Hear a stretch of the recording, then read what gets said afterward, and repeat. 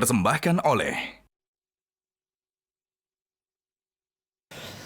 Tadi Afiran ngebahas tentang dia ngingetin temennya yang sebetulnya untuk kebaikan ya. Diingetin, ayo kamu olahraga biar fisiknya nggak gimana. Dan sebetulnya mungkin kadang bahasanya mungkin karena saking terlalu deket seolah-olah kayak body shaming. Ada juga mungkin pernah ngalamin gitu ya? Iya. Apa gimana? Ada temannya Fani, dia badannya gemuk, terus malas olahraga. Terus ada temannya bilang olahraga biar supaya kurus. Nah itu hukumnya seperti apa kok? Nah ini dia, aslinya kan kita dalam bahasa ketika nasehatin, memang kalau kita benar-benar tulus pakai hati, itu juga akan enak sih ke orang, ya.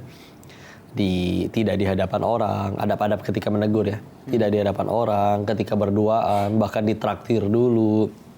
Terus akhirnya ngingetin, loh ini mah saya takut kamu kenapa-napa ya.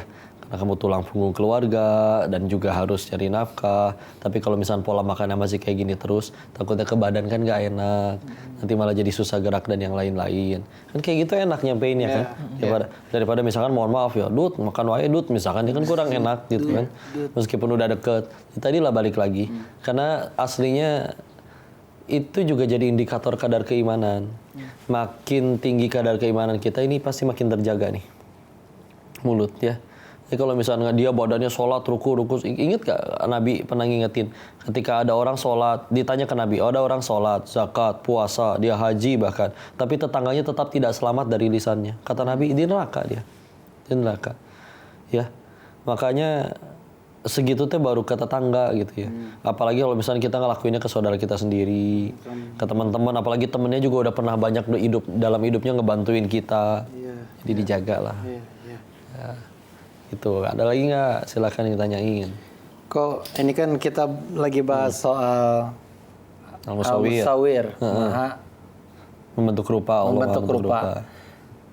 Bagaimana menurut Koko kalau misalnya orang-orang yang operasi plastik tuh kok kan itu kan merubah bentuk ya. Dari yang hidungnya nggak mancung jadi mancung gitu gimana? Iya, yang tadi ya kayak yang dibahas di awal ya. Balik lagi niatnya apa? Ya. Kalau ini niatnya supaya laki-laki pada liatin dia. Ya udah, itu jadi masalah nanti di hadapan Allah. Itu mah sama jangankan ya ngubah bentuk. Kita beli pulpen sengaja buat nyolok mata orang juga itu jadi masalah. Apalagi dia mengkufuri nikmat Allah padahal hidungnya udah bagus. Orang juga udah ada yang muji sebetulnya dengan bentuk dia yang itu. Cuma dia ngerasa pengen pujiannya lebih banyak gitu. Atau cuma gara-gara dengki sama pesaingnya, kok di pujian dia lebih banyak, likes di postingan dia kok lebih banyak. Maka dia akhirnya nggak mau kalah, dia harus bentuk hidungnya jadi kayak gimana ya, bibirnya digini terus ditampar-tamparin biar ngejendol sendiri. Jadi ngapain ya? Karena sekali lagi ya mulut orang gitu aja. Lagian kita oplasnya kayak gimana juga tetap bakal kalah sama usia. Gimana nanti mau ditarik benang, pasang asbes di pernis, gimana kayak gimana? Pasang asbes di bibir kok. Ya, misalkan nanti kan jadi newing, nenek glowing gitu. Atau gigi dikawat kan. Ya sudah. Kan kalau gigi tadi ada balik lagi ya. Gigi ini kayak contoh, dia nanti ketika akhirnya salah posisi tumbuh kayak misalnya kayak di pojok nih. Terus ada gigi bungsu yang baru keluar, terus ngadep ke gigi yang lain, itu sakitnya luar biasa. Makanya kok kan sampai dicabut gitu kan giginya. Jadi itu ada modifikasi yang dilakukan untuk kesehatan. Ya itu silakan gitu. Nah ini balik lagi ini masalah giginya ini benar-benar bisa ganggu masalah itu dia enggak. Ya. Dan kalau misalkan benar-benar untuk mengubahnya murni hanya untuk di hadapan suaminya, itu mah masih ketolong lah. Dan dia keluar bercadar, orang nggak ada yang pernah ngelihat keindahan giginya. Dan dibukanya ketika untuk cantik di hadapan suaminya. Kalau itu bisa jadi masih boleh, karena dia pengen cantiknya di hadapan yang halal bagi dirinya. Tapi kebanyakan kan di hadapan suami, baru bangun tidur kayak singa, giliran nikahan, kondangan, datang cantik luar biasa di hadapan suami-suami orang lain. Nah ini kan jadi perkara juga ya. Karena hati-hatilah saat undangan. Kalau misalnya nih Kon, maaf sekali lagi nih Kon. Kalau misalnya kita nyakitin hati orang lain, kitanya udah minta maaf kan wajib kan ya. Terus kitanya udah taubat, itu afdol nggak ya kok? Tapi dianya belum maafin kok. Ya ini juga harus menjadi pengingat bahwa begitulah repotnya kalau kita punya dosanya sama orang. Iya. Kalau kita dosanya sama diri kita hanya dengan Allah saja, Allah Maha Pengampun. Tapi kalau misalnya urusannya dengan hak orang lain, ya, maka ini repot ya, karena harus diminta kehalalannya ke orang lain, dia maafin atau enggak dan yang lain-lain. Kalau ada hak dia yang masih nyangkuti kita, kembalikan.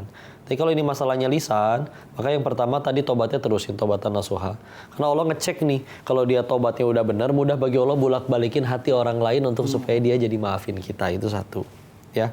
Terus yang kedua, kita kalau udah pernah ngejelekin orang dan sampai akhirnya entah dia mau maafin atau belum ya, maka salah satu cara nutupnya gantian, kita bagus-bagusin dia di belakang dia, di hadapan orang-orang lain. Tadinya kita ngomongin dia di belakang nih, ya, jelek-jelekin, ya. Sekarang kita bagus-bagusin dia di belakang dia.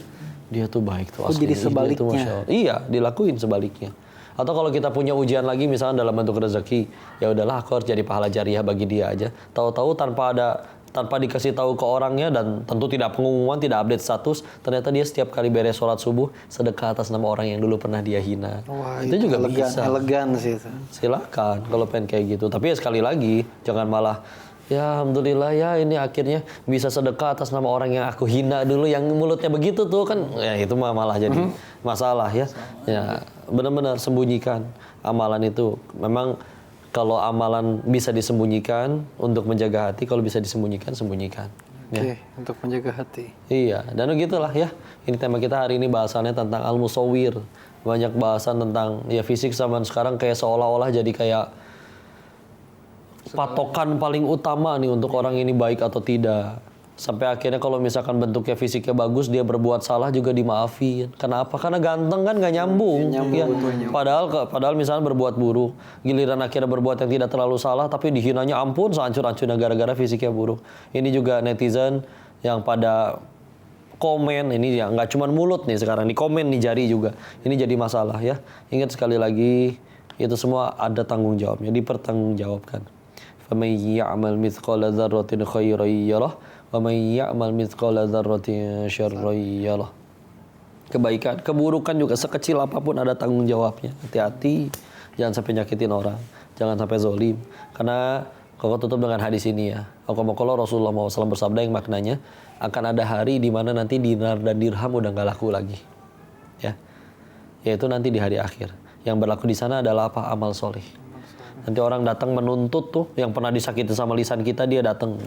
Pahala kita nanti diangkut sama dia, sesuai kadar dosanya, sesuai kadar sakit hati. Kalau pahala kita udah habis, maka dosanya dia diangkut sama kita. Dan bangkrut kita akhirnya. Begitu ngelihat satu orang nuntut aja, ada habis nih pahala sholat saya. Karena sholat kita segitu-gitunya. Tahajud nggak pernah, ya. Amalan kita habis, bangkrut, pas lihat di belakang, antriannya masih banyak nih. Nah itu dia, Masya Allah, ya. Bangkrut sebangkrut-bangkrutnya. Makanya hati-hati.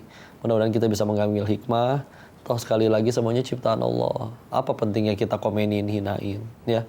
Berkatalah yang baik atau diam saja. Mudah-mudahan pemirsa Asmaul Husna Metro TV juga bisa mengambil hikmah pelajaran dari pertemuan kali ini ya.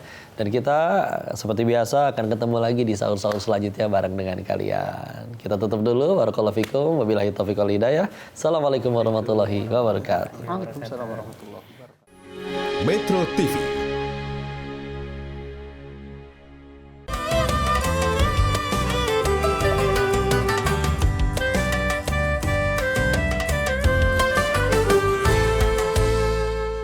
Dipersembahkan oleh Jelajahi cara baru mendapatkan informasi. Download Metro TV Extend sekarang.